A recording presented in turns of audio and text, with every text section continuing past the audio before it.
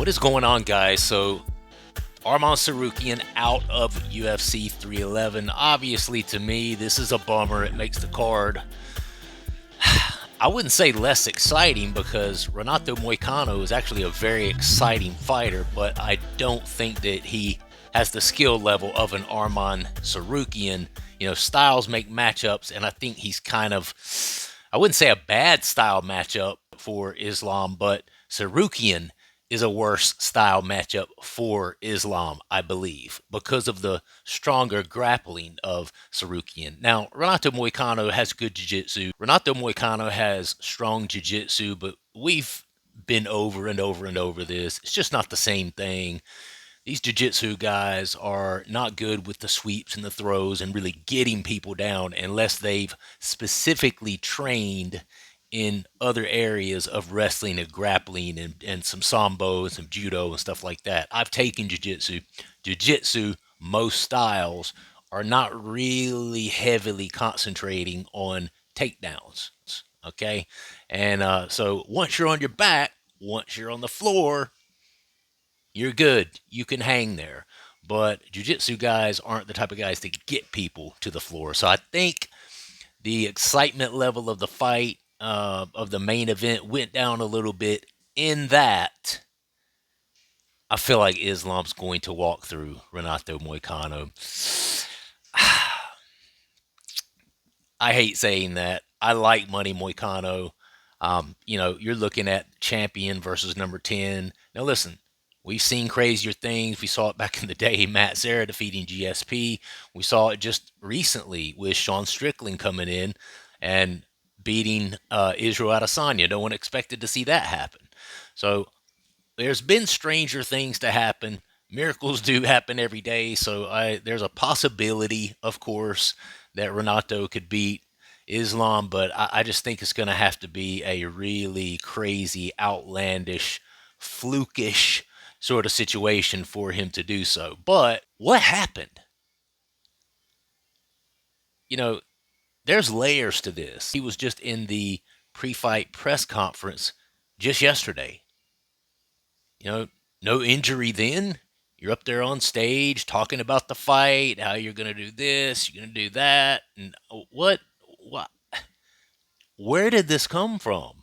This doesn't make any sense. Now, guys, because of how hard they train and how often they train, guys have injuries that are kind of chronic, ongoing, that they're nursing at all times. That's true. Uh, but it's one of those things where if this was not something that was, if this was something that was like a nagging injury that just kept hanging around throughout the training camp, I have full confidence that Tsarukyan would not have taken the fight. I think he and his team would have pulled out sooner. They know that Islam Makhachev is not the type of guy you want to go in there and you're only 75%, 80%, whatever. Even going in at 100% against Islam is a very tall order. Going in at 110% in the octagon with Islam is a very tall order. So I feel very confidently that if this is something he was dealing with through the training camp and is a nagging chronic sort of injury that just kept recurring, kept kind of coming back and rearing its head, he would have said something. It's a week from the fight. It's 2 days from the fight. They're going to say something knowing that he had an injury like that if they're going into the fight of their lives against Islam Makhachev, which means that there's only one other option or outcome here, is that he has injured it between yesterday and today. Like, doing what, bro? Putting on your socks? The day before the fight, these guys are supposed to be just barely doing enough to kind of get their blood going a little bit. And I'm going to tell you, I'm going to be honest, Tsarukyan actually didn't weigh in. Tsarukyan has missed weight before. I'm going to be honest, guys. I feel like maybe he couldn't make the weight. They knew he wasn't going to be able to make the weight. Maybe he has something going on up in training camp, or they, they really didn't have it dialed in like they needed to. Maybe he was really struggling with making the weight for whatever reason it could have been. There's all kinds of different reasons that these guys run into, roadblocks and stumbling blocks to keep them from making weight. Different. Now, it shouldn't be that way on that level, but we know he's missed weight before. Okay. And the story is not adding up. What happened, bro? What happened? It's 8 o'clock. We found this out at what, 1, 2 o'clock? That Arman's out of the fight? It just makes me wonder if he wasn't going to be able to make weight. And they thought that, as opposed to him again having to make weight, knowing that it's a championship fight, too, I'm pretty sure that in a championship fight, they have to weigh in right on weight. Both fighters in a UFC title fight must weigh in at or below the weight limit of their division. A UFC title fight, both fighters, not just the champion, but the title challenger, both have to weigh in at the weight or below. So for Arman, 155 or below. Okay? I mean, that just doesn't happen.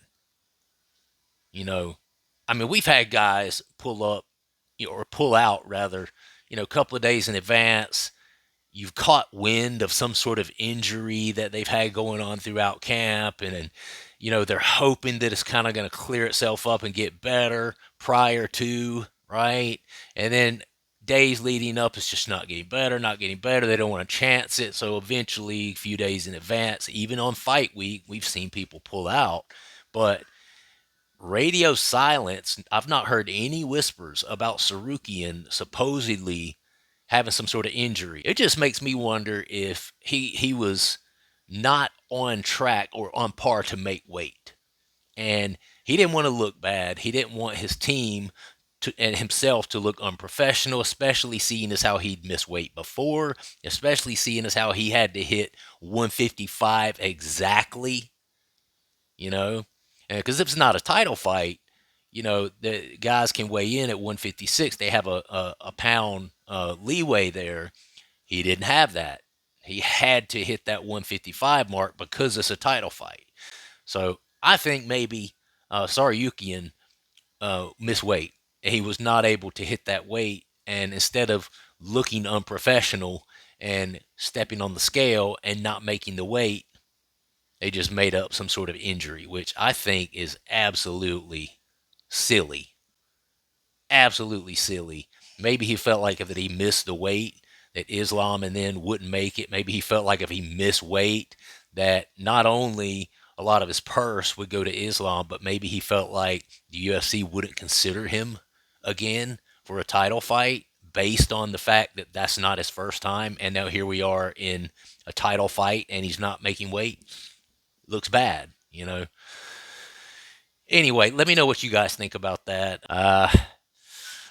Yeah, I'm not feeling good about this for Moicano.